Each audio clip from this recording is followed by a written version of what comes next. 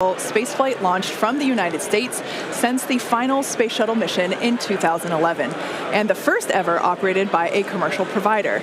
You can see Bob and Doug there on your screen. That was certainly a memorable day for all of us here at SpaceX, one that we fondly think back on. And it's exciting to think about Starship being the next to take its first astronauts to the moon. In tandem with Starship development, all of our operational human spaceflight missions are helping us prepare for those future trips to the moon. Our upcoming private astronaut mission, Polaris Dawn, you can see the crew there on your screen. They will play a big role in testing procedures that will be relevant to our moon and eventually Mars missions. We're looking forward to the third Polaris Dawn mission, which will be the first crewed Starship flight. The Polaris Dawn crew will attempt to reach the highest apogee ever flown by a spacecraft, and they'll also be performing a spacewalk, or extravehicular activity, wearing SpaceX's newly designed spacesuits. They'll also be testing space-based communications, which will be critical to future deep space missions. The Polaris Dawn mission is currently targeted to launch no earlier than July of this year, so stay tuned, because that is going to be a very exciting mission to watch. In the meantime, at T-minus 12 minutes, let's check back in with Dan on today's countdown. Hey, thanks, Jesse. Everything continues to go real smoothly. It's been a real quiet day so far. The board looks really clean, not tracking any impediments to a launch just under 12 minutes from now. Prop loads continuing. Looking at the numbers real quick, we're about 85% full on the ship. We did pause to start filling those header tanks on ship. Again, those are the two smaller tanks in the very top of the nose cone that we're going to use for that attempted landing burn with ship. And with the booster, we're just at about 75, 76% or so on our methane and LOX, so getting pretty full there. Those are going to continue down to about 3 minutes and 20 seconds before liftoff. That's when we'll close out all the prop on the ship. And then T-minus 2 minutes and 50 seconds on the booster. A lot of work also going on in the background. Our range safety teams working to make sure the area, not just around the pad, but in the sea space out in the Gulf, and also in the anticipated entry point in the Indian Ocean are clear. We're not tracking any blockers, any boats, anything like that in the zone right now, but their work literally continues right up until those last couple of minutes. So they're working pretty hard to make sure everything stays clear. But right now the range is green. I already talked about it in the beginning. It looks a little bit cloudy, but weather not a concern today. Really light winds. We only had about a 5% chance of violation when we started this morning, and that's held. So everything continuing to look really good for launch so far. The pad itself is getting ready. Reminder that we're going to light those engines about 4 minutes before it actually takes off. So you'll see them start, the 33 engines on Super Heavy start to light prior to that T0, and then about 2 seconds after we'll start to see first motion. But everything looking great, just coming up on 10 minutes until launch, getting excited down here, ready to feel the rumble. I'll send it back to you guys over in Hawthorne. Thanks, Dan. Teams are also getting excited here at SpaceX headquarters in Hawthorne, California.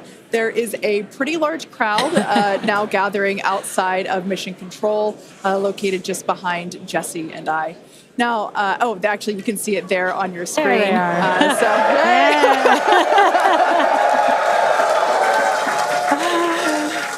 Everyone getting super pumped for our fourth flight test.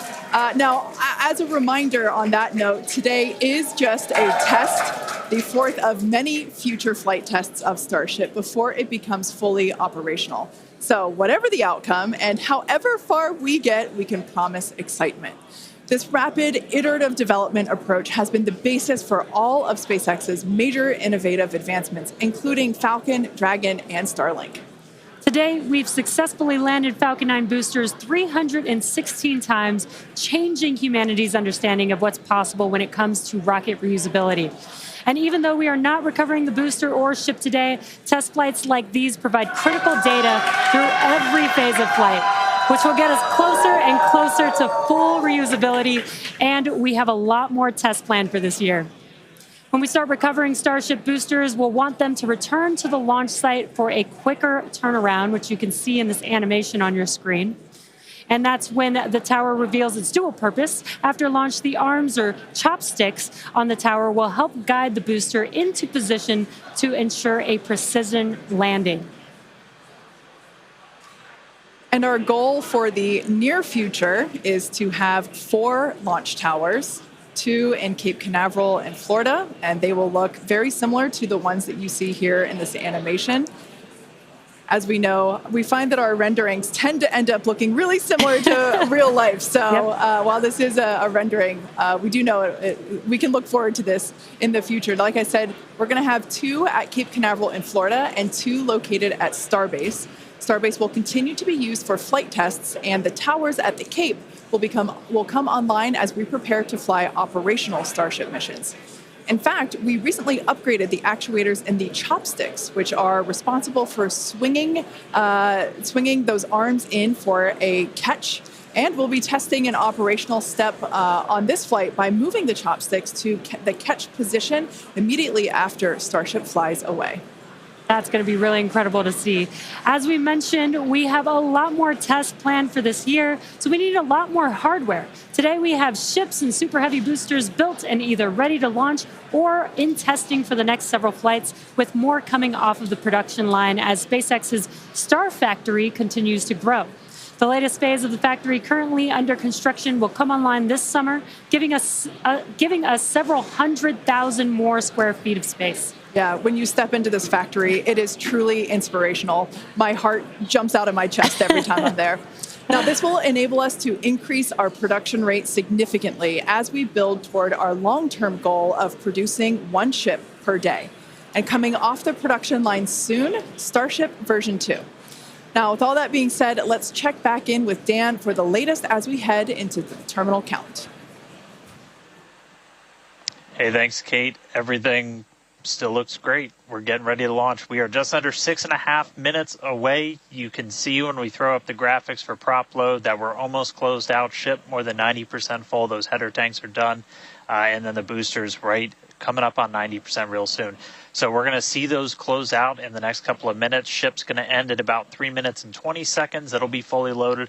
And then booster at about 2 minutes and 50 seconds. After all the props loaded on, we go through a lot of steps to safe ground systems. You're doing things called pushbacks, where you're just clearing all of those lines on the ground of propellant before we lift off. But once we're done, we're going to have 10 million pounds of liquid propellant on board Starship to help power the most powerful vehicle ever designed. If we do hold, we have a built-in hold gate at T-minus 40 seconds. We can hold there for about 30 minutes or so today. If we need to wait for final pressure checks or for if we have anything on the range, anything like that. Did just get that the range is green. So we are coming up 5 minutes and 20 seconds away. We are not planning to hold at T-minus 40 unless we trip some kind of hold alarm, something like that. So we could blow right through that gate and go right to launch. Don't be shocked if we hold at T40, though. And if we do, we can hold for a couple of minutes and then keep going. Our window is open all the way until 9 a.m. today. Now, once we pass through T-minus 40 seconds, a number of events will occur in rapid succession. The ground spin and ignition systems will come up to flight pressure, and the ship will go to internal power. Now, after that, the quick disconnect arm lockout is removed in preparation for retraction shortly after T0. Gas lines connected to the booster and ship are vented down, and once we pass T-minus 40 seconds, we still have the ability to recycle the count under certain conditions back to T-minus 40 seconds and hold there to assess what happened and if we can proceed again to T0. However, once the water for the deflector system begins flowing at T-minus 10 seconds, any issue after that would be an automatic scrub for the day, as teams would need to refill the deflector's water tanks, as well as the lock storage tanks at the tank farm before making another attempt. So, as Dan mentioned earlier, we are not planning to hold at the optional T-minus 40 second mark. That moment basically is what would allow teams to wait for final checkouts or assess prop levels or avionics, vehicle pressurization, the range, the weather. Weather is 95% go, as you can see from these incredible drone views that we have and pad cams. It is a beautiful day. Of course, we have some clouds billowing from the LOX there. Yeah, and again, a reminder that the payload for this mission is data, and our primary goal is to get ship through the extreme heat of reentry today. We're very excited to see that. We did get very close on Flight 3, so I'm excited to see how these iterations that we've made to the vehicle will help improve our chances of success today. Yeah, absolutely. Now, just as a reminder for the booster, now we are not attempting to recover any hardware today, both either on ship or booster.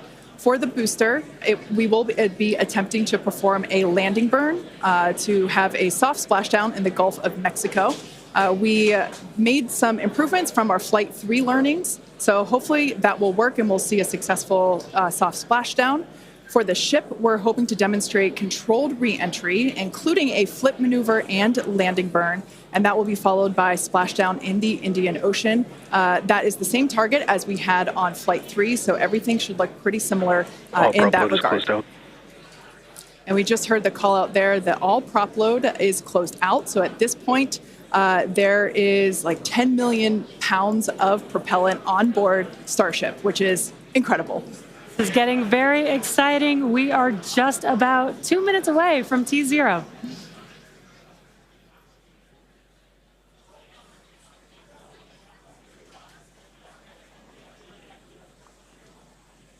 And as Jesse just said, we are under 2 minutes away. So prop load is complete. All the fill drain lines into ship and booster have closed. Right now we're doing the pushback, so clearing out all those ground lines of propellant. And that'll be completed over the next couple of seconds. We're coming up on that T-minus 40 mark. Again, not planning to hold. If we do, or if we get a hold after we pass it, we can snap back to that T-minus 40, and then we can stay there for about 30 minutes or so if any other issues crop up. Once we pass T-minus 40, a lot of things happen, both on the vehicle and the ground. It's running a lot of its own self-checkouts, venting different tanks and pressure lines throughout the vehicle.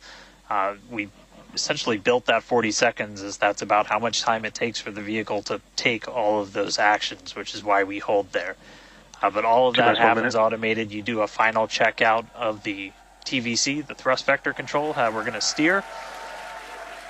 And then we see liftoff. So we're under a minute away.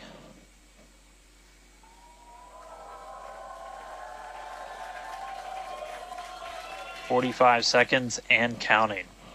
Good event, game met. All right, now as we close in, we are past the 40-second mark. So let's listen in. Flight Director Ty Huntington's going to take us through one more time for a Starship liftoff.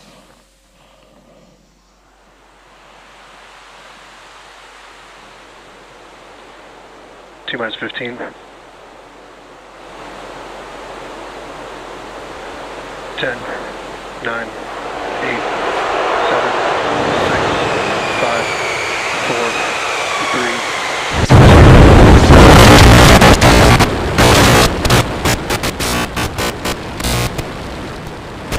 We have liftoff.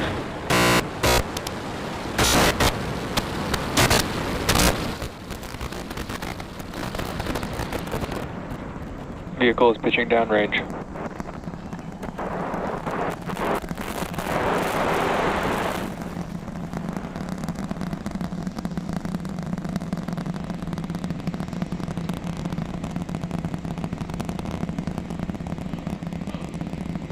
All right, 30 seconds into flight. The rumbles are still building here in the Raptor's nest.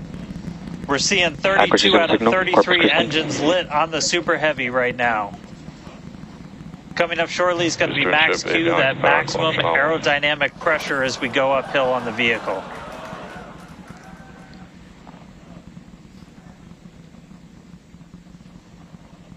Max Q. All right, we just passed through max Q, so we're going to continue on up. We still have about a minute and 30 seconds until we get to stage separation. Starship now flying faster than the speed of sound.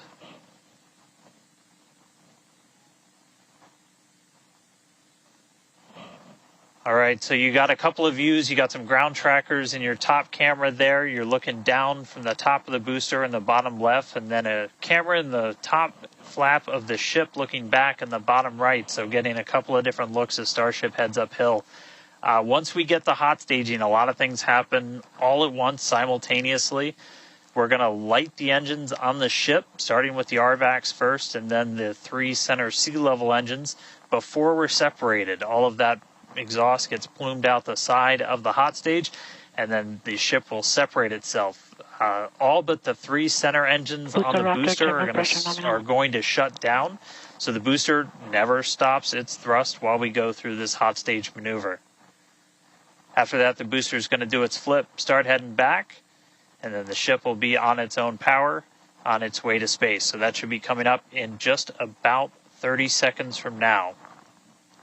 As of right now, still looking in like 32 out of 33 Raptors lit on the booster. And we'll start to see those stagger down. They're going to turn off in banks, so you'll see the lights on the bottom left screen of the engines that are active start to turn off in different groups, and you'll see those 3 center ones lit. Booster engine cut off. Ship ignition. Stage separation confirmed. Boost back burn start up. Acquisition signal. Houston.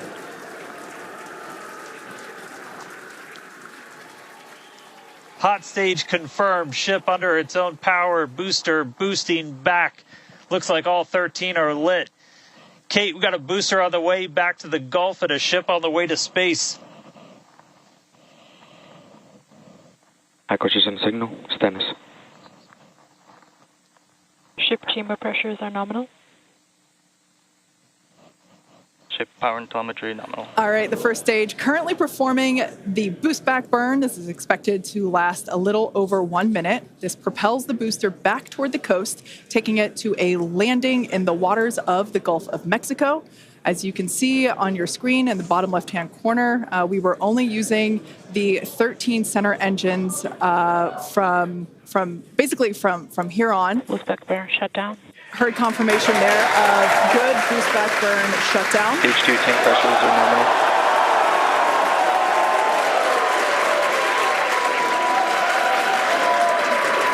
Lots of excitement. So right here,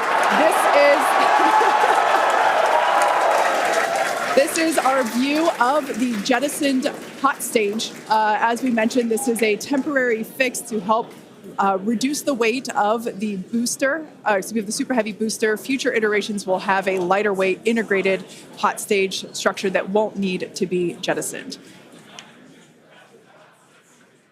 Now, after we jettison that hot stage, the booster will begin to attempt its water landing in the Gulf. In the meantime, the ship will coast for about 40 minutes or so up to an altitude of 214 kilometers.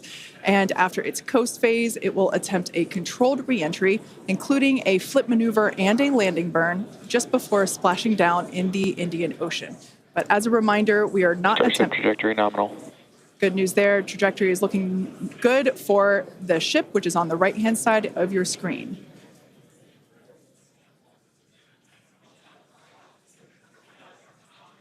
At this point in time, as you can see, we have no engines lit on the booster. It is coasting back toward the Gulf of Mexico for a water landing and ship under power of all 6 Raptor engines. There's 3 sea level and 3 vacuum Raptor engines that are lit, as we can see on your screen.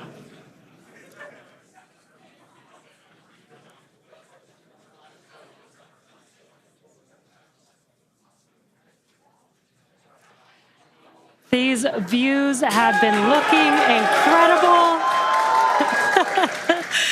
Super Heavy has been performing beautifully today. And you can hear the crowd is very excited about it. As a reminder for Booster, the primary goal today is to do a landing burn and a splashdown in the water. And we are just about 30 seconds away from that landing burn expecting to begin. And an incredible view from the forward portion of the booster. This is basically on top of the Super Heavy booster, where we have jettisoned that hot stage. So now we can see this incredible view of Earth as it's making its way back down to the Gulf of Mexico. Right now, the booster is using the 4 hypersonic grid fins to guide itself through atmospheric re-entry. And we are expecting that landing burn here.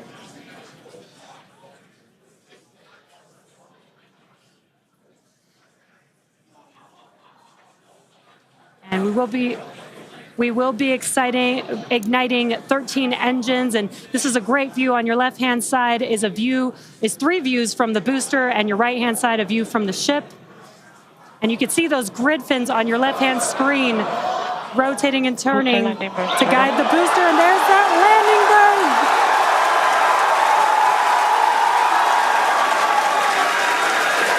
That landing burn just begun, and you can see the water below.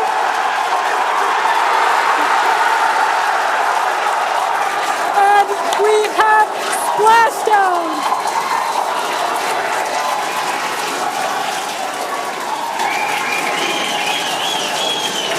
What an incredible sight. Congratulations to the SpaceX team. Ship has entered terminal guidance. That was absolutely incredible.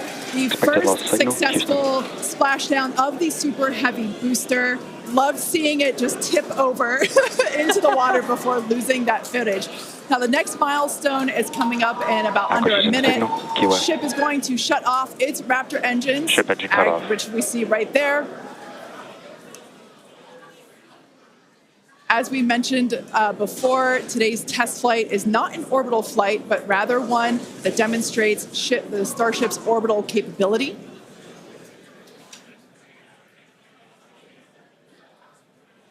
So right now, we are under power with just the 3 center Raptor engines. Expecting those, and just there we could see that those have also successfully cut off.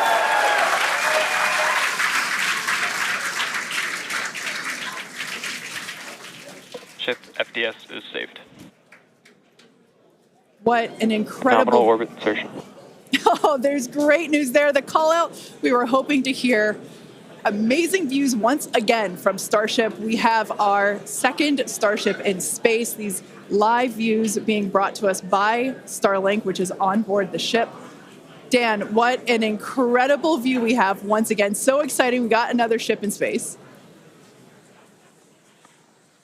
I'm like still jumping up and down. This whole building was going absolutely insane when we saw the booster hit the water. I mean, wow. Congrats to everybody that's just been putting in insane amounts of hours on everything to make this thing a reality. And I feel like every single time we do one of these, we're seeing something wildly new. We got to see the hot stage jettison and the booster in the water. But just to recap real quick over everything that's happened. So we lifted off at 7:50 a.m. only 9 minutes ago. How has it only been 9 minutes? 7:50 a.m. Central at 12:50 UTC. We saw 32 of the 33 Raptor engines on Super Heavy make the ascent. We had successful cutoff, successful hot staging. All 6 engines on the ship powered it all the way into a nominal orbital trajectory. And we've already been getting some live views from the ship on board. After that, the booster was able to do its boost back burn. Oh, this looks like we're actually getting some views from the ground still, potentially from Florida, of the ship as it's up there. That's a view from some of our tracking cameras on the ground in Florida.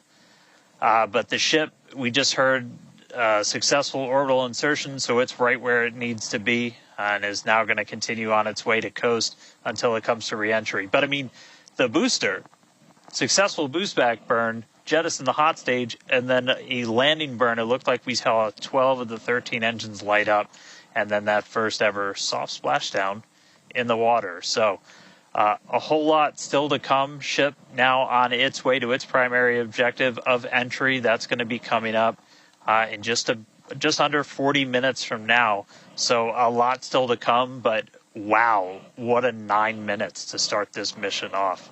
So can't wait to see what entry's going to show us, but that launch was incredible. Back over to you, Jesse and Kate. Wow. I am still trying to catch my breath here. That was some incredible views that we have never seen before. It has been nonstop since liftoff, and with the booster having completed its job for the day, we're going to take a short break for about the next 28 minutes, and we'll return while we're going to take a break while the ship is continuing to coast before re-entry. Exactly. As with Flight 3, Starlink may enable us to talk with the ship through re-entry with no communication blackout. We are still testing Starlink during this phase of flight, so of course nothing is certain. However, if we do have views, we will be sure to bring those to you live. Views such as the one, that we had. Well, of course, because I said it, it went away. So we will try to bring those to you live. Exactly. Views or no views, we'll see you back here at T plus 40 minutes for coverage of Starship's re-entry, flip maneuver, landing burn, and splashdown. Expected loss signal, Key West.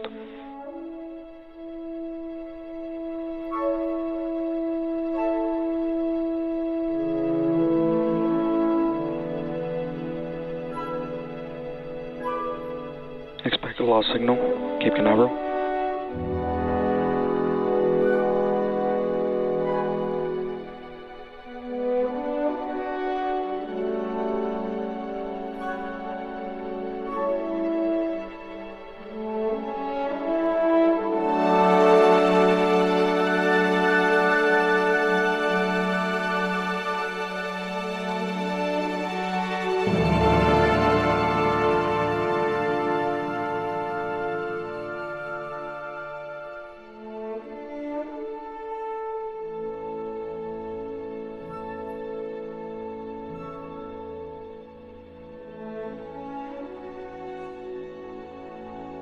Acquisition signal, Puerto Rico.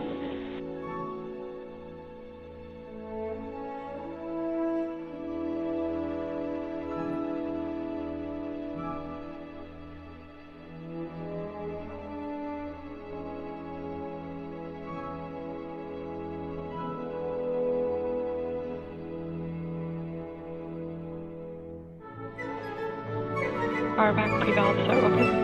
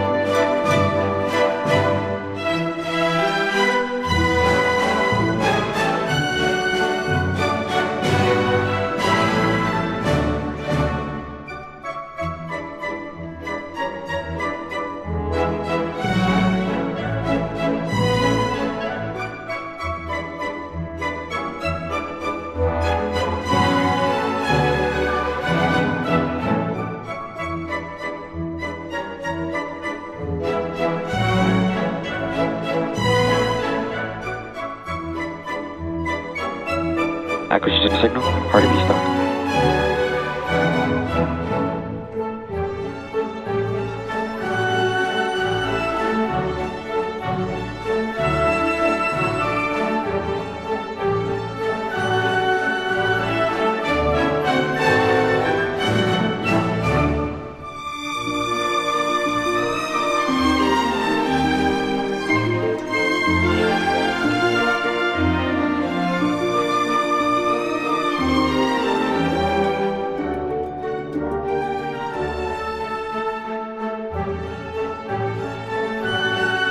Starship is slowing to entry attitude.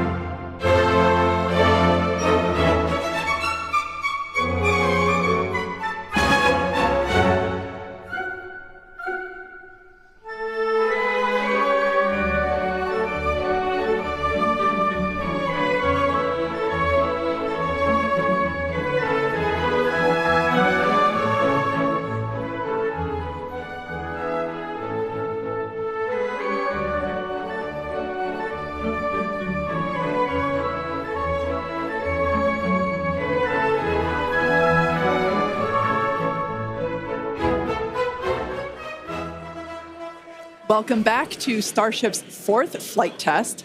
It has been an exciting day so far. We had an on-time liftoff of 7:50 a.m. Central Time, followed by successful hot staging, stage separation, jettisoning of the hot stage structure, an epic super heavy booster landing, water landing in the Gulf of Mexico, the first successful return of the super heavy booster. So that was incredible to see. And right now, the ship is in space. As you can see here by this view, we're looking at one of the flaps of Starship, one of four. You can actually see a close-up side detail of some of those hexagonal heat shield tiles. Now, coming up around T plus 49 minutes, the ship will re-enter the Earth's atmosphere. As a reminder, the primary goal of today's flight test is for a ship to make it through the extreme heat of re-entry. This is typically a portion of flight where we don't have communications with the spacecraft because it's re-entering at or around orbital velocity, which is about 8 kilometers per second or roughly 5 miles per second. At those speeds, the spacecraft moving through the atmosphere results in friction and creates a plasma field around the vehicle. That blanket of plasma distorts, as you can see, that plasma blanket, which you can kind of see here, distorts communication frequencies, so we're left with a brief blackout in communication.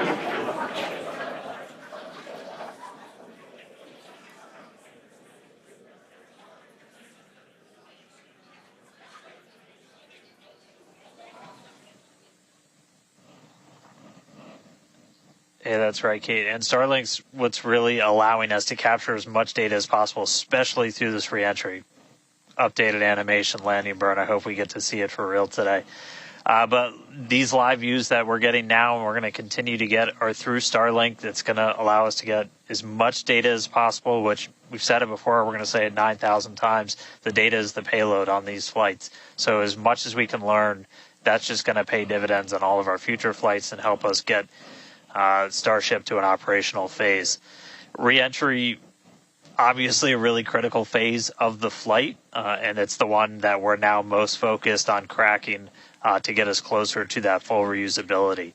Starlink is going to be able to send us data back all the way through reentry. We've done some additional testing, and we're expecting to be able to get data from Starlink thanks to its high frequency and kind of the orientation and everything of Starship all the way through reentry. And then got a new view here. We have two external views. We had this one on Flight 3. We've got two for this one.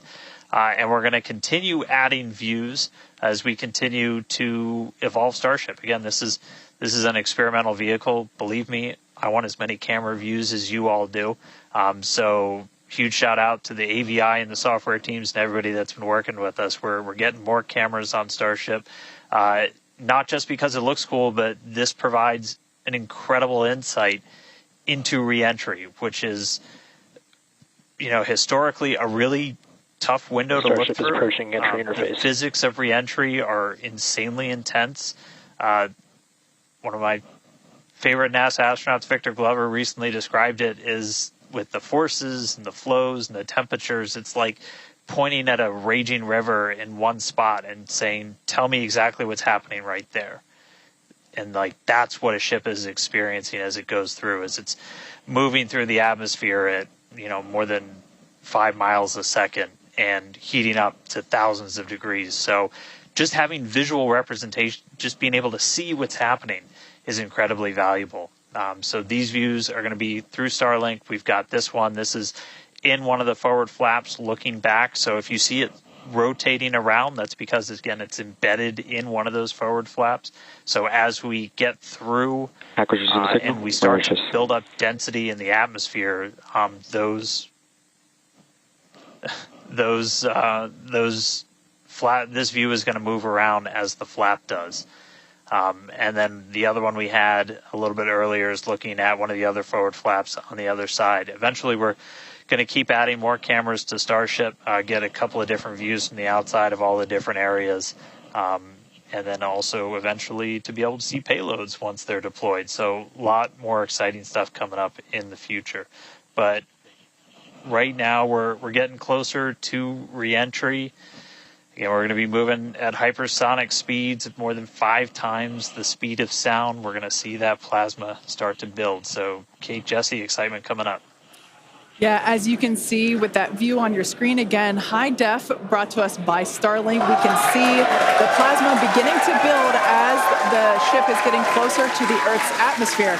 Now, let's talk a little bit about how Starship will survive reentry, hopefully, and control itself. Exactly. We've been talking about this entire flight test. There's 18,000 hexagonal ceramic tiles surrounding the bottom portion or the Earth-facing side of the ship. Through 100 kilometers altitude, good altitude for entry.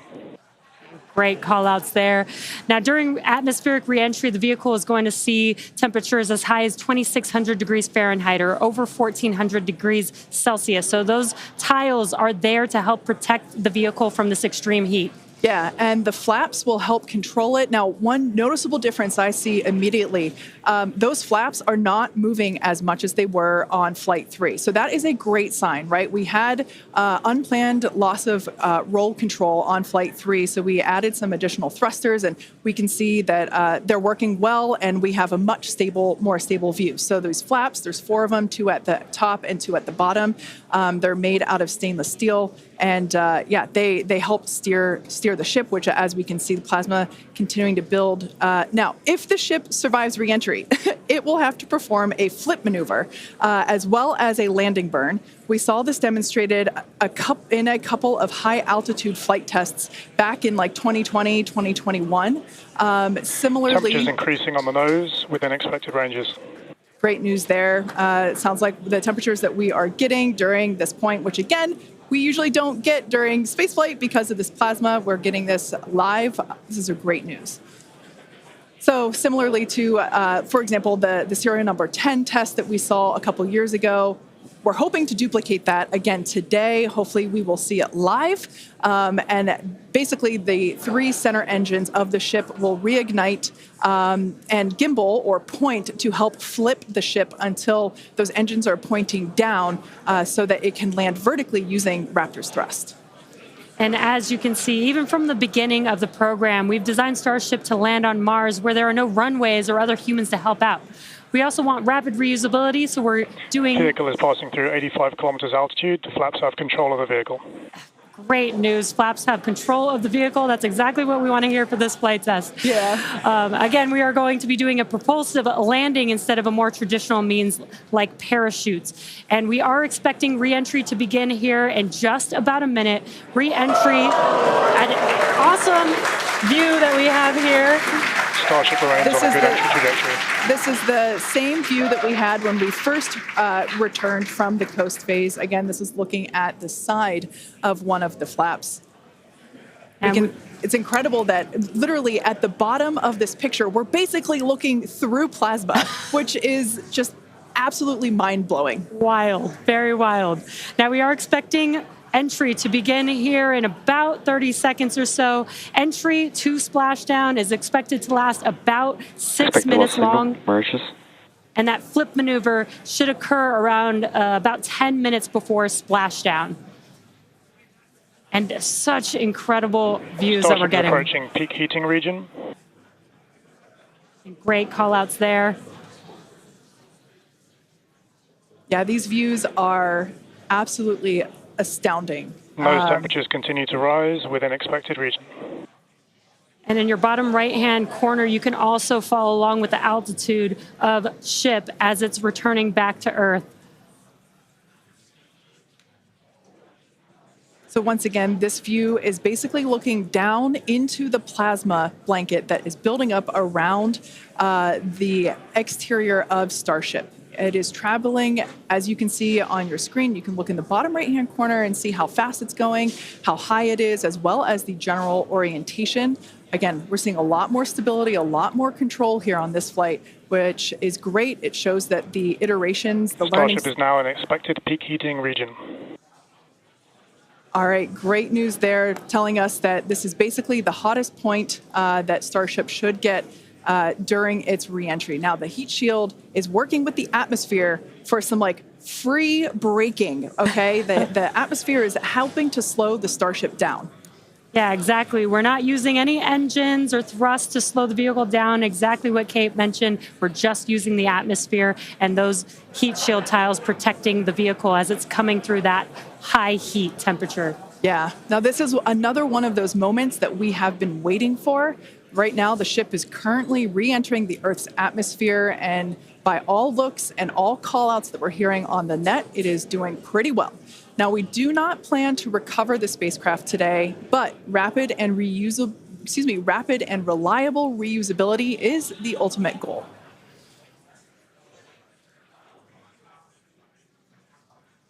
And just pausing to just take in this incredible new and different view that we're seeing. We did get a similar view in Flight 3, but again, the vehicle did lose a little bit of its control, attitude control, and this is a very stable view. This is great. This is exactly what we want, and we are hearing that we're getting expected call-outs. Mm-hmm. Absolutely. Starship is seeing half a G of acceleration, remains on a good entry trajectory. You know, it's incredible to look at this photo and wonder, wait, is it real? Is it frozen? We can see so I was just going to say Those temperatures have stopped increasing. Oh, that is great news. The temperature is no longer building. But I was saying, we have a little bit of indication there. We can see that streaking that occurs and tells us that this is indeed a true view. So once again, we are looking basically through the plasma that is building up around the exterior of the ship. And I still cannot get over that we are getting a live view of re-entry right now, live on your screen. Again, we've said this over and over, but all thanks to Starlink. We are able to use Starlink in space, which we're getting this incredible data. And not only just the data from the sensors, but getting live imagery of what is actually happening, which is great, which we've never been able to do live before. Right. Now, just a quick future outlook here. So in about, let's see, at T plus about 1 hour and 2 minutes, we should hear a call out for entry transonic. That means that the ship is going near the speed of sound. And then about a minute after that, we'll hear another call out saying entry subsonic, meaning that the ship is going below the speed of sound. So these are all continued indications that the atmosphere, right, as the ship comes back down, it is getting through the more dense part of the atmosphere, and that atmosphere is helping to push against the vehicle, and those heat shields are protecting the vehicle during this high heat period.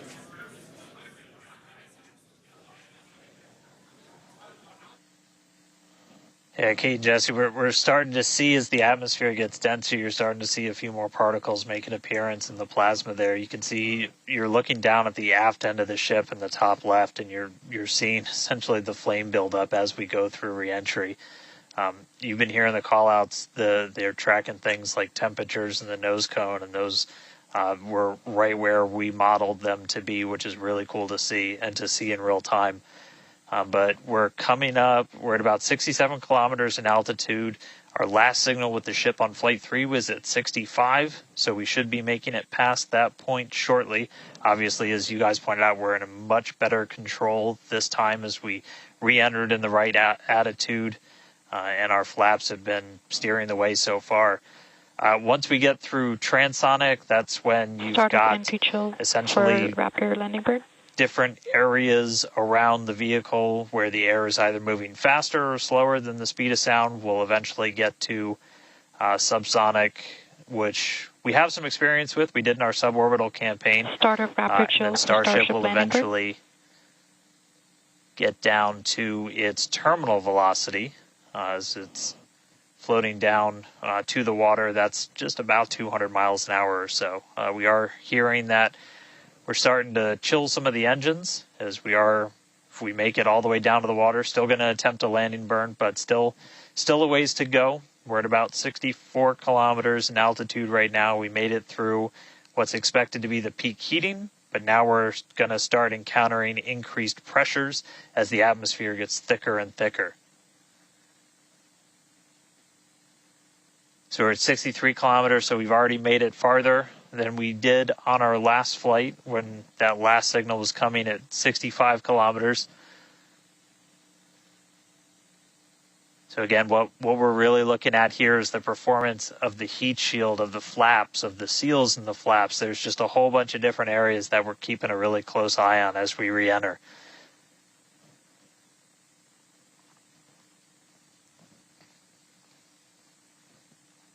Starship remains on a good entry trajectory. And looking like we're still on a good trajectory. If you're seeing little camera moves, that's the flap moving as it continues to maintain the attitude of the vehicle as it re-enters. And I mean, not just camera views, but we've got sensors inside the ship. We've got those sensors down at the very aft end of the vehicle where we pointed out we had some intentionally missing tiles, where we've got some sensors looking at just how hot it's getting around there. We intentionally put those in essentially the least critical part of the heat shield, where if you had any kind of a breach, it wouldn't be great for reusability, but wouldn't be critical for actual making it through the reentry into the landing.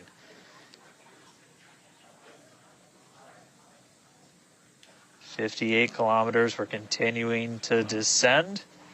Again, right now we are over the Indian Ocean. We're actually getting closer and closer to that expected splashdown point, which is just to the off the northwest corner of Australia.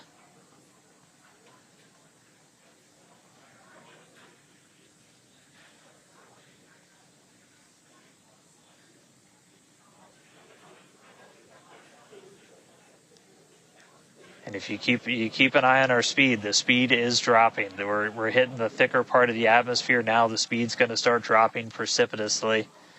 We're going to start getting to transonic pretty soon, and then after that we'll get into subsonic, where we're moving less than the speed of sound. But wow, what a light show so far!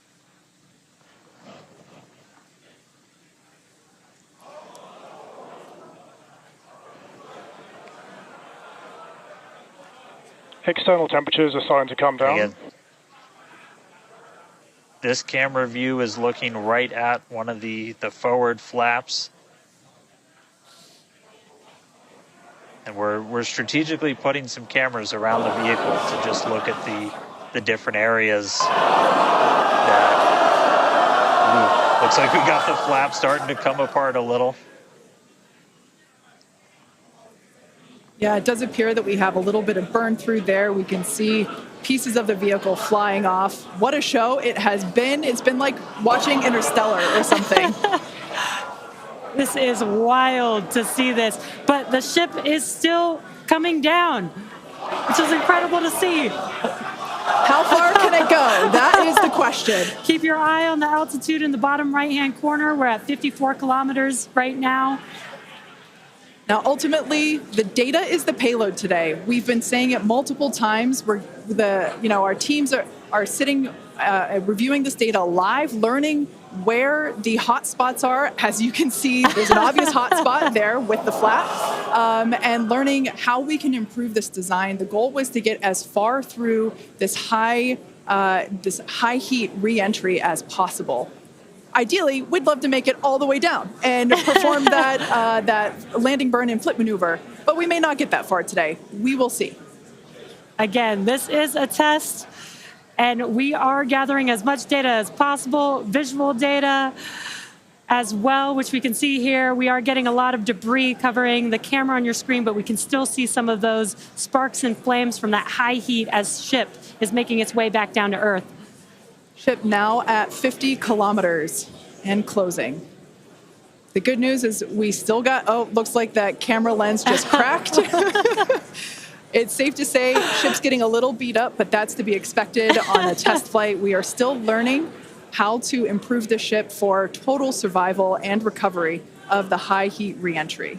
I'm honestly impressed that we're still getting this live view despite how much debris is coming off of this flap right now. The fact that we've got it is good news. And I may have jinxed it. I apologize. Look at that. It's back. We are still going. And the teams here at SpaceX are excited, as you can tell by the cheering behind us. There's still a sizable crowd here at Mission Control Center, Hawthorne.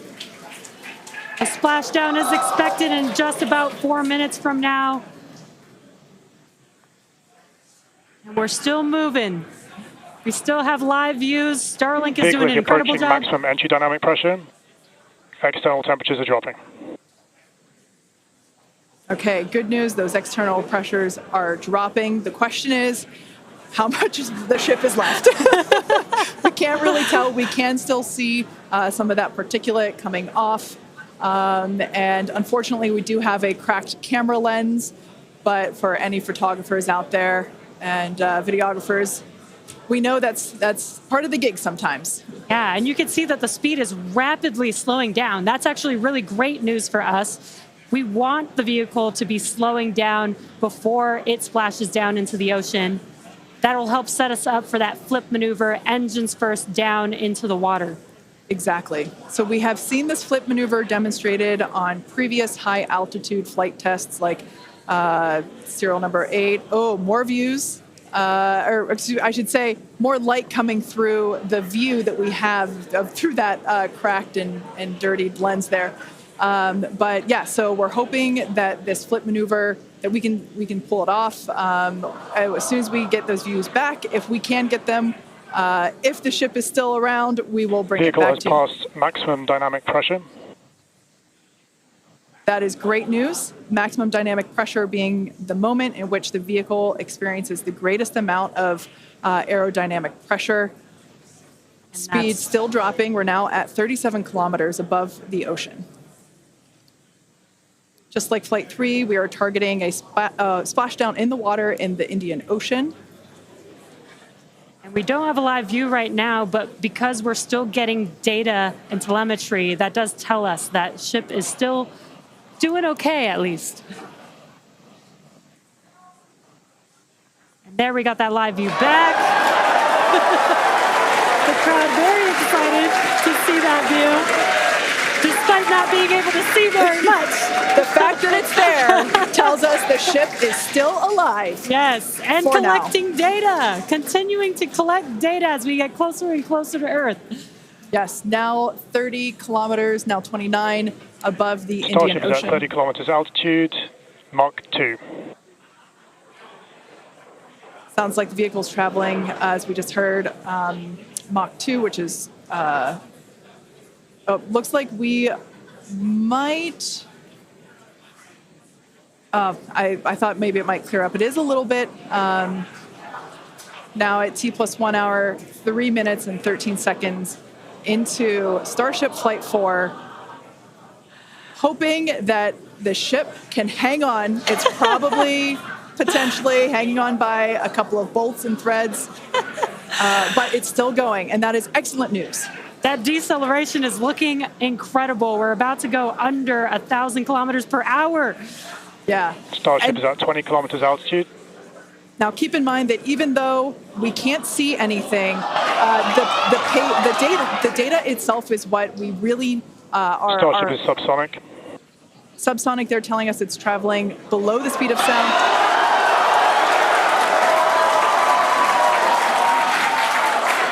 That movement means the flaps are actuating. I think we can see something. This is a nail biter. But we are, unfortunately, we can't see through the lens, but we're still getting the feed. Starship is now 11 kilometers over the ocean. All this data is incredibly important, even if, it breaks up right now. Okay, we can see that flap actuating through the glass. Starship is passing through 10 kilometers altitude. Okay, the next milestone will be initiation of the flip maneuver and landing burn.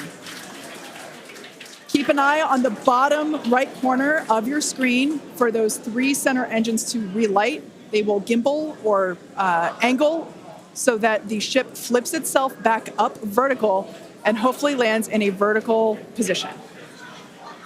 And the crowd is very excited to get this view of that flap still maneuvering. Starship is passing through 5 kilometers altitude.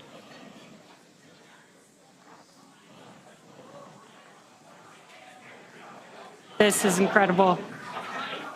We're getting very close to splashdown. These fireflies are such a good sign of life right now. We wish we could see more, but we'll take it. Starship is at 2 kilometers altitude, terminal velocity.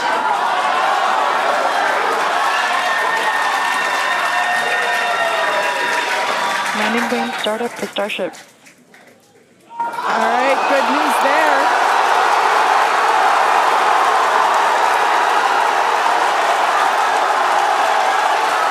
Nominal chamber pressure. Landing burn startup.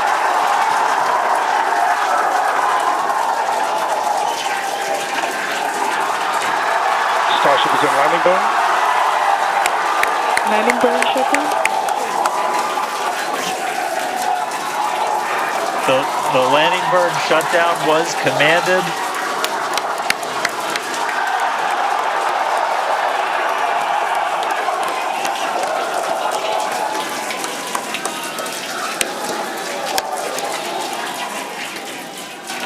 Wow. I mean, it was a little bit of use your imagination as you were going down with what we could actually see, but we were able to hear the ship did its landing burn. It sounded Starship like we might have got shutdown. 2 engines. And there's the final call for landing burn shutdown, but we'll go back through all the data, but we did get confirmation that a landing burn took place. Starship made it through re-entry and did its first ever landing burn. from South Texas to the other side of the Earth. Starship is in the water. What a day. What a day, guys. Yeah, that was absolutely incredible. We we got views pretty much the whole way down. Analysis said it could do it. We weren't sure if it was going to be able to happen, but Starlink powered through, and we were able to get signal. We started to get some debris on the cameras and everything, but we were able to see it. So, I mean, what a day. Just recapping, everything started off today. We lifted off from here in Starbase just about an hour ago. It feels like a lifetime. Successful super heavy ascent, boost back, and its own splashdown in the Gulf. Ship made it to space, kept its attitude. Successful re-entry through peak heating. We got to see it under flap control through the atmosphere, and we got call out of our first ever ship landing burn after a launch into space. So, just really incredible. So I'm going to take some time to collect myself, but wow, that was incredible. I can't wait for the next one. Over to you guys. It was so loud here. I haven't heard the crowd get that loud probably since liftoff of Flight 1, honestly. That was incredible. Congratulations to our teammates, to everyone who supported the Starship program. Thanks to all of our future customers for your support. And we'd also like to thank the people of Cameron County, Texas, as well as the Coast Guard, the Federal Aviation Administration, and the government of Mexico. And since Starship got a little bit toasty from that extreme heat of reentry, and we've got our very own Starship right here, let's have a toast of our own. I've been waiting all morning for this. Okay, may I? Light me up. Yeah. Just like Starship, I like this toasty. I'm keeping this. Now, we've got more Starship test flights coming to you soon. Be sure to follow the SpaceX account on X for more updates from today's test flight and future Starship tests. Thanks for watching, and we will see you next time.